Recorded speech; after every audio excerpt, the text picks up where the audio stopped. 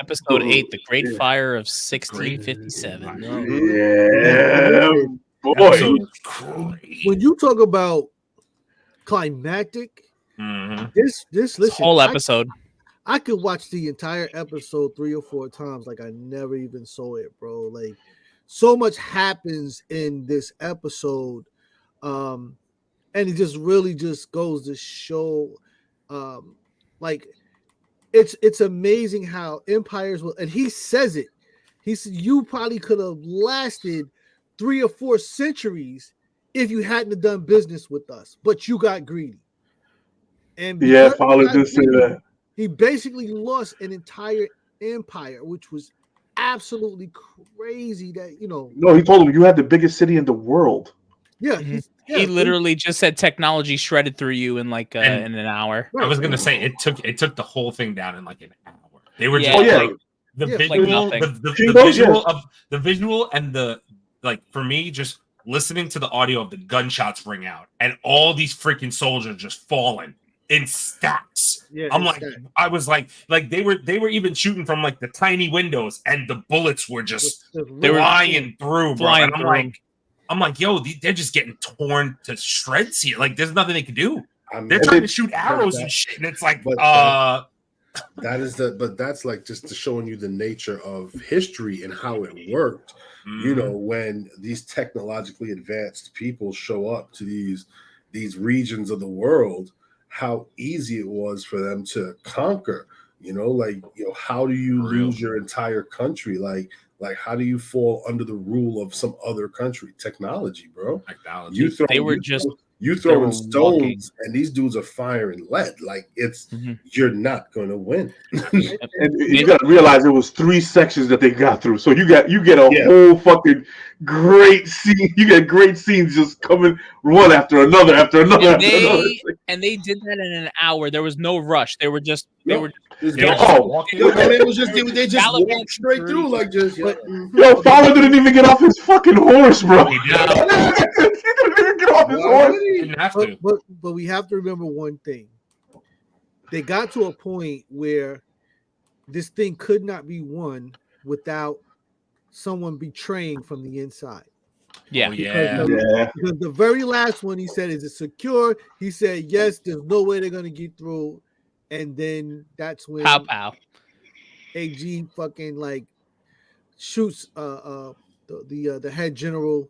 Yep. And opens and listen, go through history and you will find that's always the case. Yep. Someone on the inside. Fortresses, there's always somebody who is on the other side who betrays everybody and opens the gates and lets them in.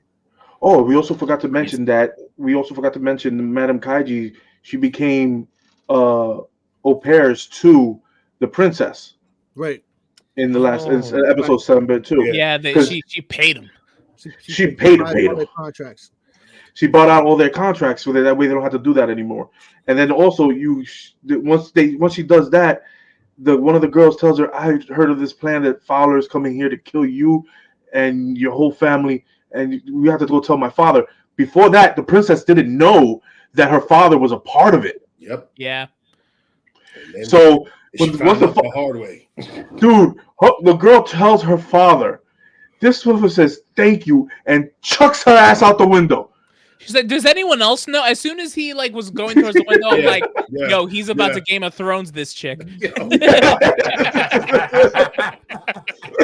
I didn't even need to hear. I'm like, he's about to Game of Thrones her. Like, she's going out the window. Like, she dead. Yeah, so she did. And then you find that out she's already locked up. And freaking and then also you have Green Eye Samurai talking to Ringo. Definitely talking to Ringo about something. What that something is, I don't know. I don't know if he was talking about in the beginning of the episode where they were talking outside the city where he was about to where she was going in. But like kind of going a little further in the episode though, kind of where Leo, you're back now. There you go. Yeah, you're back now. Sorry. You went out. So Ringo did what? So Mizu and Ringo were talking about their plan of how to get in and get out of the city. Yeah. So they're in the front of the city, and she tells Ringo, You go to the sewer and get the fuck out. You get the princess, you get Taigen, and you get the fuck out. And you save Miss the Madam Kaiji, and you get him out. Yep. But guess who comes in and fucks up the whole fucking plan? Well, what's his name? Freaking Kenji. Taigen. So Taigen finds Ringo fucking up the guards, right? My man was putting in work. I was like, yes, finally Ringo getting some action. Let him do your shit. So he's getting all the fucking work. He gets to work, and he's about to hit one of the other guards. But it was Taigen in costume. He knocked out and killed one of the guards and took his uniform. Mm-hmm. So he's like, "Oh, we got to get to the Shogun." And this dumbass Ringo and Taigen said, "Oh, you want to be useful? You want to be great? You can come and help me go see the Shogun. We might die, but you can still come with me because I'm too pussy to be by myself." That's go do it. Jesus. So they go on. Once he gets Ringo on his side, like a dumbass, he's using him. He runs in. He was like, "Oh, what would Mizu do in this exact situation?" And Taigen said, "Oh, run right through the front door, bro." And he was like, "Fucking Mizu doesn't know what the hell she's doing." But what would Master Mizu do? Yeah, and they run right through the front door. Literally run right to the fucking front door. And he tells the Shogun the whole plan, and you get Fowler coming in, and those scenes was fucking tough. Oh, dude, he runs up on the bridge. He runs up on the bridge, and all the joints, the samurais come out. They like, they ready to go. There's like no one has breached these walls in 400 years. Yeah, 400 years. This did. My man, yeah, for real. He stood there on his horse. He just pulled his horse off to the side. All his boys bent down. Or some Civil War shit. They tore through that city like it was a sheet of paper. Like literally just. They showed you like he stopped them right at the right spot because the archers was trying to shoot arrows and they all fell short. Yep. They were all dead, so it didn't even matter. Mm-hmm. So then once he gets to the third level, the final stage, you got Mizu getting everybody the hell out. Oh, I'm not saving your father, blah blah blah. And she beats up the princess's father, locks his ass in the fucking cage. Good. Locks his ass in the cage and leaves him there to fucking burn to death, supposedly, because we didn't see his death. But even like, is that before like when Fowler like walked in there and he's like, "Hey, everyone that's here." Yeah, that's before. Yeah. Oh, okay. Because oh my god, that scene was just brutal. Yo, the 3 minutes of Fowler just getting in there and just speaking to them, and literally just taking the rifle and just shooting people in the head as he's talking, like very nonchalantly. I thought that was one of the better scenes in the episode. Like just 3 minutes of dialogue and shooting people nonchalantly. And just telling them how I'm going to rule you. Yeah. Point blank, too. With a rifle. Not even like a handgun, like the rifle. Like, in your face.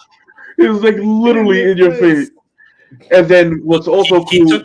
He took down, what's his name? So like he took down the Shogun. Like, bro, he like walked in, said 3 words, Shogun was dead. I was like, oh, that was anticlimactic. I thought they were going to like have a conversation. Nope. Fowler was just like, nope, I'm just here I'm standing on business. And then we also once he kills him, what's also fucking cool about the samurai lore, one of his main generals fell on his sword. Yeah, he fell on his sword. And then you get, once Taigen told the Shogun, Taigen's with the Shogun, so you got Taigen, you got Ringo in the room, and then Mizu comes in to save the day. once he gets to the sons. Yep. Yeah.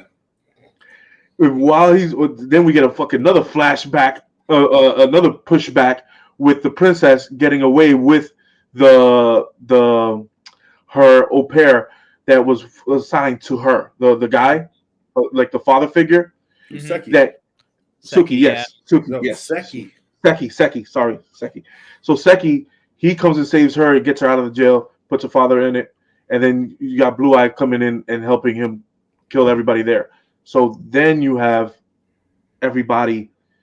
Then she says, "Get her the fuck out of here." Seki gives her He was like, I've been training you for this moment for you to be great.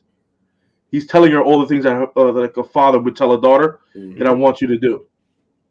And my man he ran out there with some fucking money too. That's another G thing. He was like, I ain't leaving this bitch empty-handed.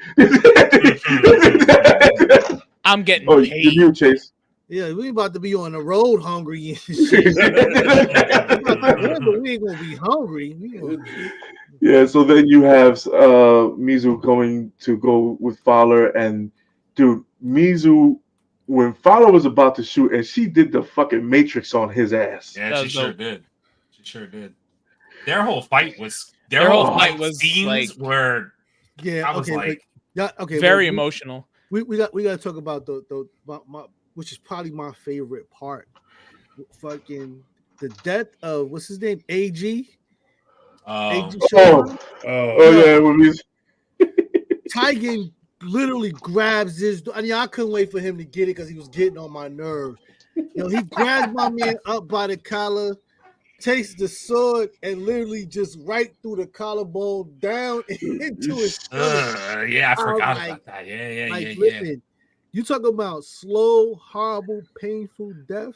Oh yeah. He's holding him and he's like just gurgling on the blood and everything. I'm like, yes. No, the line that he said, remember when he had him torture his ass, he's going to use the knife. He's going to use the hammer. This motherfucking Taigen says, I'm going to use the sword.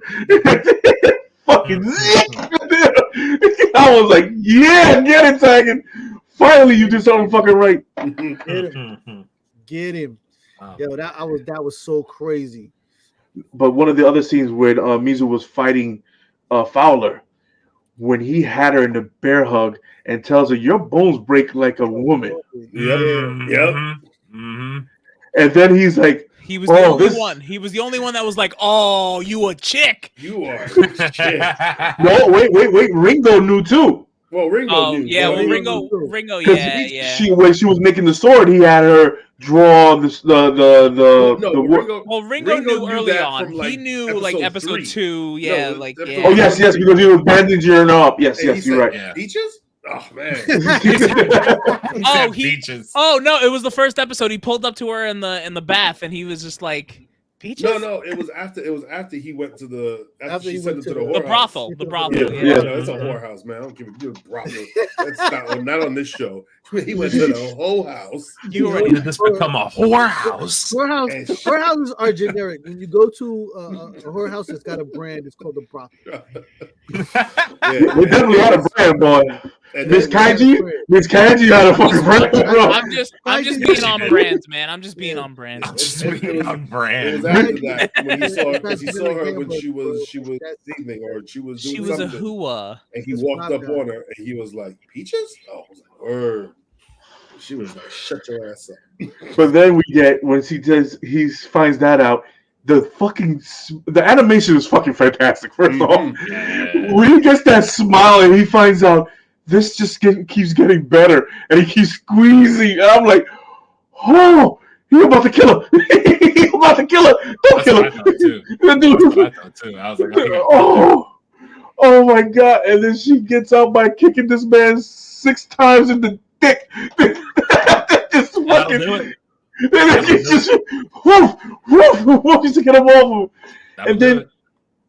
And dude, when she's about to fucking finally, she gets I'm jumping around because I don't want to tell the whole story because I want people to fucking actually really watch it. Finally got the upper hand on him. She finally got the upper hand on him, and she's about to she's like, tell me who are the other 3 guys, and she was like, you're not mine. I was like, he's like, I don't know who your dad is. It could be me. It could be them. It could be this person. He was like, oh, he had blue eyes. He said this person had blue eyes. This person did this, and you have his mark. That whole thing when he said like, oh, the person who you saw die wasn't your mother. That was somebody who was hired. I'm like, I was like, what the fuck did you just say? What? That wasn't the mom you saw die? I was like, oh, okay, this dude Yeah, he's foul, bro. Diabolical. That's why his name is Fowler. I'm like, Fowler. I was like, what the hell? And then he said something about I forget what the line was, like a magic word. He was like, oh, London. you don't know the magic word, London. Yeah. I was like, yo, this guy. Why does this guy? First off, why does he know all this? I'm like, why does he just know all this information about everything? No, because he was a part of the four people. It was part of the Passport Bros, man. Part of the original Passport Bros. Passport Boy 1600. Yep. He knows exactly what $1,000 in freaking London will get you. So it is him and his partners are the ones that originally came to Japan to do trade. Yep. They got kicked the frigate. They got because this is at a time, remember, where there was not supposed to be any foreigners in Japan, which is why the Blue Eye Samurai is having such a problem, because she grew up as a kid. They were calling her a demon because her eyes were blue, and that's not part of Japanese traits and whatnot. So they left or whatever, and he stayed and whatnot. But he was made to stay inside this castle because he couldn't wander about. And plus, he made the Shogun rich because he was paying him off. Yeah, he made him rich. He kept fucking giving him bags of fucking money every year. So we end off the episode with Fowler captured. Mm-hmm. Yes. And they're going to London. They're going to London. They know boat, baby. I'm like, so now we're about to get Blue Eye in London. I'm like, okay. You sound like you're from London. It can only get better because listen, nothing says adventure than like going someplace to kill somebody in a land that is not yours. Multiple people. She's going after multiple people. She got five. She don't know who Pops is. She's just out here looking for him. Everybody got to get one. She's like you tell me, is it you? No, where's the other one? Oh, okay. Yo, bro, can you imagine her face when she starts walking down the streets of London and see all these blue eyes walking around? She's gonna be like, oh, I'm not alone anymore. Okay, bet. Yeah, and then you have the whole aspect of this. Just to sum up this whole fucking series, it's just fucking great. Yeah. The history about it, the fucking the screenwriting, the fucking cinematography, the fucking action scenes, and it makes you hate the characters. Because Fowler is a motherfucker, boy. Yeah. He goes up in the top levels of fucking animation villains for me. But this is he's up there. But we haven't even met the other ones yet. But this is a story. But we don't know how they're worse. Maybe they're worse. We don't know. Anyway, sorry, Wendell. This could be a story of what was done. This could be history. You know, for all I know, I don't know all about Japan's history, but this could be a part of history. Someone is like, yo, we need to tell the story. This is how it went down. We'll embellish a whole lot because, you know, wasn't nobody doing the Matrix moves until the one. So, yeah, because, it was, to me, I was like, how they're getting the history right. They're getting the swordplay right. They're getting the master swordsman right. And we forgot to mention when Ringo goes back to the hut. Mm-hmm.